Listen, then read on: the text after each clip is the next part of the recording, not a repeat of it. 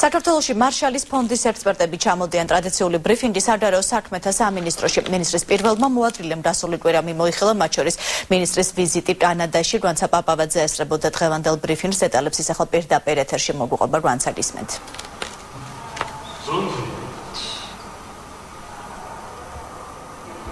საგარეო საქმეთა მინისტრის პირველმა მოადგილემ ტრადიციული ბრიფინგი გასულ კვირას ჩატარებული ღონისძიების მიმოხილვითა და დაგეგმილი ვიზიტებზე საუბრით დაიწყო. ცნობილი ხდება, რომ ისრაელში საგარეო საქმეთა მინისტრის ვიზიტის დროს ხელი მოეწერა დიპლომატიური და სამსახურებრივი პასპორტების მქონე პირებისათვის სავიზო რეჟიმის გაუქმებას. ასევე 23 აპრილს ნატოში საგარეო საქმეთა მინისტრების მინისტერიალი ჩატარდება.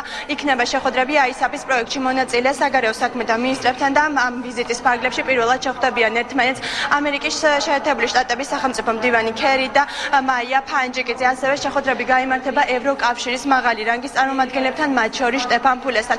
კვირის ბოლოს კი საქართველოში ჩამოვლენ მარშალის ფონდის ექსპერტები, მათ შორის იქნება დიტერ ბოდენი, რომელიც ქართულ მხარეს აფხაზეთში ვიზიტის შედეგებს გააცნობს. ვიზიტის დროს იგეგმება ორმხრივი შეხვედრები, მაღალი დონის შეხვედრები და პირველად მოხდება ამერიკის სახელმწიფო მდივნის კერის შეხვედრა ქალბატონ მაია ფანჯიკიძესთან. ეს იქნება პირველი შეხვედრა მათი და განხილული იქნება საქართველო-ამერიკის ურთიერთობის მნიშვნელოვანი დეტალები, ასევე საუბარი იქნება საქართველოს ევროატლანტიკური ინტეგრაციის ინტეგრაციის გზაზე საქართველოს მხრიდან განხორციელებულ რეფორმებს და ყველა იმ ძირითად მიმართულებას, რომელიც მნიშვნელოვანია საქართველოს საგარეო პოლიტიკური კუთხით. ასევე ქალბატონი მაია ფანჯიკიძე შეხვდება ევროკავშირის მაღალი რანგის წარმომადგენლებს, კერძოდ გაფართოების და ევროპული სამეზობლო პოლიტიკის საკითხებში ევროკომისარ შტეფან ფულეს.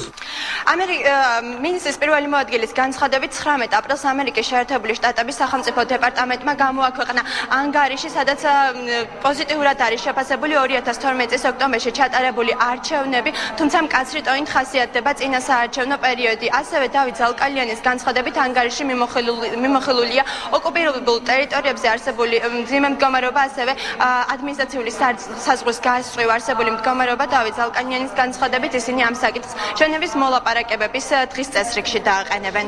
მინდა თქვენი ყურადღება შევაჩერო იმ კრიტიკულ ელემენტებზე, რომელიც მიმართული არის წინა საარჩევნო გარემოზე, კერძოდ იმ დაძაბულ და პოლარიზებულ წინა საარჩევნო გარემოზე, რომელიც წინ უძღვოდა 2012 წლის 12 ოქტომბრის არჩევნებს. აქ საუბარი არის, რომ ეს წინა პერიოდი გამოირჩეოდა დაძაბული, პოლარიზებული, ხასიათდებოდა მკაცრი რიტორიკით, დაფიქსირდა არაერთი ძალადობრივი შემთხვევა წინა საარჩევნო პერიოდში. დავით ზალკალიანმა პრემიერ-მინისტრის სტრასბურგში ვიზიტის მნიშვნელობაზეც გაამახვილა ყურადღება. მისი განცხადებით, ბიძინა ივანიშვილი დღეს ევროსაბჭოს ასამბლეის საგაზაფხულო სესიას დაესწრება. იქ სიტყვით გამოვა და ევროსაბჭოს დეპუტატების მიერ დასმულ კითხვებს გასცემს პასუხს. დიდი მადლობა, რანცა პაპავაძე საუბრობდა პირდაპირ ეთერში.